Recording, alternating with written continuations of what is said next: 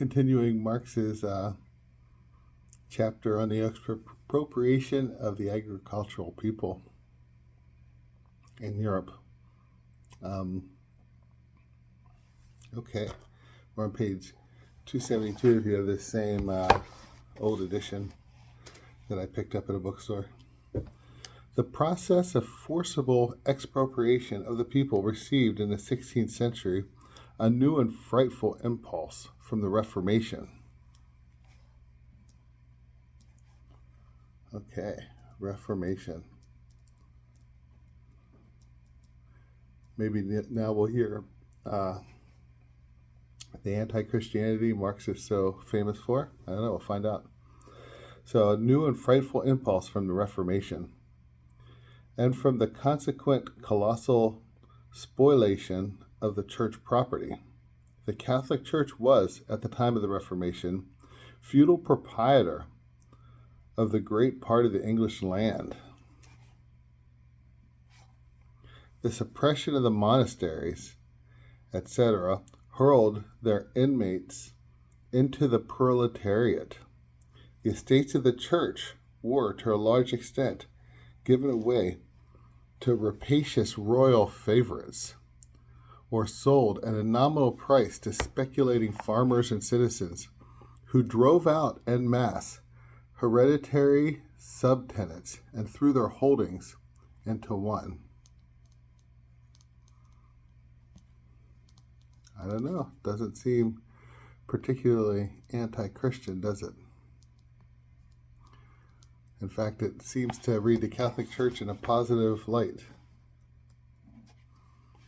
Right? The monasteries itself served to hold land that protected the peasants, right?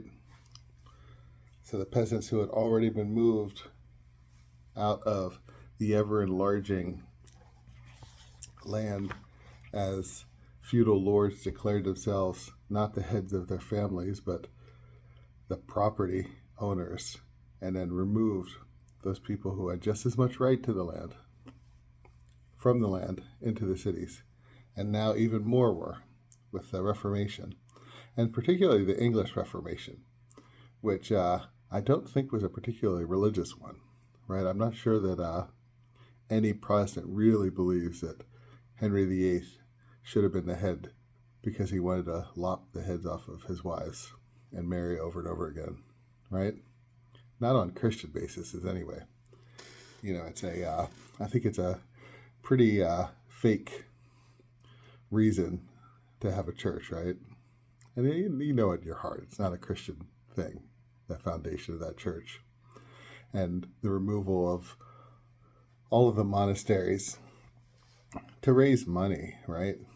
To raise money for his war and peace with France over and over again, and for his opulent lifestyle to make himself richer and richer and richer. Yeah, and then, of course, you know, the going back and forth in that family between his daughters, Mary, who's known as Bloody Mary, who killed dozens of people, right?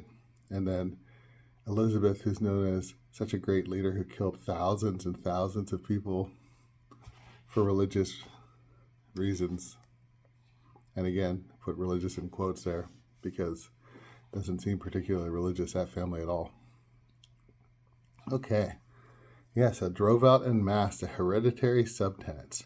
So if you happen to be a peasant on the traditional monastic land, which had been there before England was there, right? When Anselm, all of that generation, right? Patrick, all of that generation had gone and started founding those monasteries. They had no right to take it, but they took it anyway. And the result was poverty, right? Becoming proletariats. You had previously lived all of your generations as part of that land, defined by the land. A peasant, right? That's a dweller of the land. Now a proletariat, the lowest class of people. And moved to cities you don't know, right? No longer are you allowed to hold land, right? Maybe you can rebuy it if you want to steal off of other people and be as much a thief as the other people were. But if you're a Christian, you can't really do that, can you? You have to stay with the poor. So, yeah. Continuing on, the legally guaranteed property of poorer folk in a part of the church's tithe was tacitly confiscated. Pauper ubique jacet, cried Queen Elizabeth, after a journey through England. She saw all these, of course, they didn't speak English, right? That whole family, they spoke French. Just like the family that's currently in power didn't speak English, they spoke German. They decided to learn English during World War I. Even then had a thick German accent in the earliest audio recordings, right? Yeah, so Elizabeth was aghast that all these poor people were allowed to live and grow food and raise families. She thought they should all be in a city where they would die of starvation. Continuing on, in the 43rd year of her reign, the nation was obliged to recognize pauperism officially by the introduction of a poor rate. The authors of the law seem to have been ashamed of the state of the grounds for it, for contrary to traditional usage, it has no preamble whatever. By the 16th of Charles I, chapter 4, it was declared perpetual, and in fact, only in 1834 did it take a new and harsher form.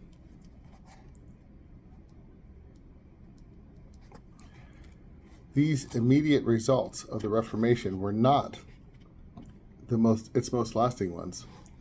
The property of the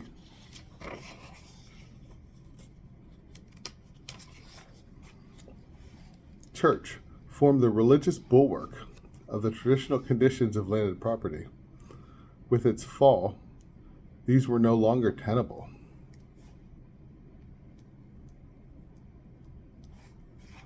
Even in the last decade of the 17th century, the yeomanry, the class of independent peasants, were more numerous than the class of farmers. Again, our founding fathers wrote about America being a place for the yeomans. Contrary to popular belief, these are the landed peasants, right? Not bourgeois capitalists who ended up taking over America. The revolution wasn't for Donald Trump to become president, right?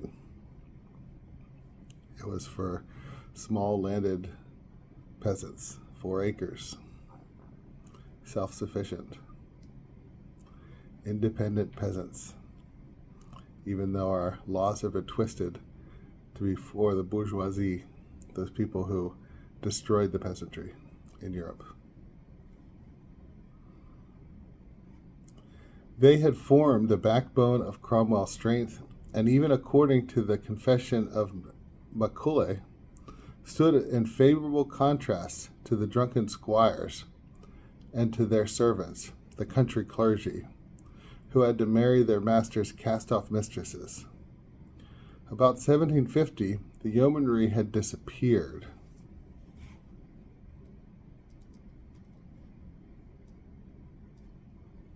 And yet by 1776, just two and a half decades after this, right, they're still writing about America being a land for the yeomanry.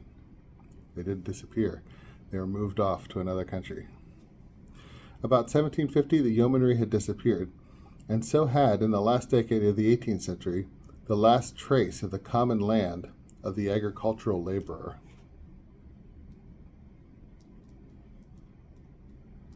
Again, this is in England specifically. But now, how much common land do we really have? Not much. Not even in the U.S. We leave on one side here the purely economic causes of the agricultural revolution. We deal only with the forcible means employed. There we go, let's stop there. Nice short one. We'll continue on with the Stuarts when we get back.